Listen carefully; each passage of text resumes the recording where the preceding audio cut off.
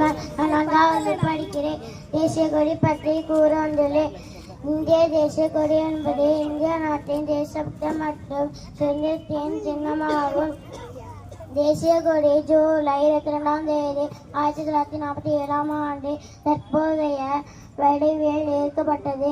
நமது தேசிய கொடி காவி, வெள்ளை, பச்சை 3 வர்ணங்களில் கொண்டதால் முவ்வர்ண கொடி என அழைக்கப்படுகிறது. அது பின்னர் 1914 ஆண்டில் பிங்காலி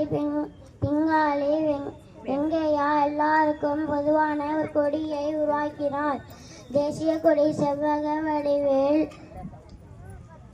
நீளம் அகலம் 3.2 விகிதத்தில் மேற்புறம் காவி நிறமும் நடுவில் வெண்மை கீழே பச்சை நிறமும் நடுவில் 24 ஆரங்கள் கொண்ட அசோக சக்கரம் இருக்க வேண்டும்.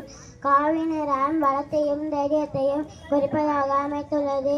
வெண்ணிறம் உண்மை மற்றும் அமைதியை காட்டுகிறது. பச்சை நிறம் வளர்ச்சி, பசுமை மற்றும் விவசாய செழிப்பை காட்டுகிறது. தேசிய கொடியில் நடுவில் உள்ள அசோக சக்கரம் வாழ்க்கை சுழற்சியை குறிக்கும்.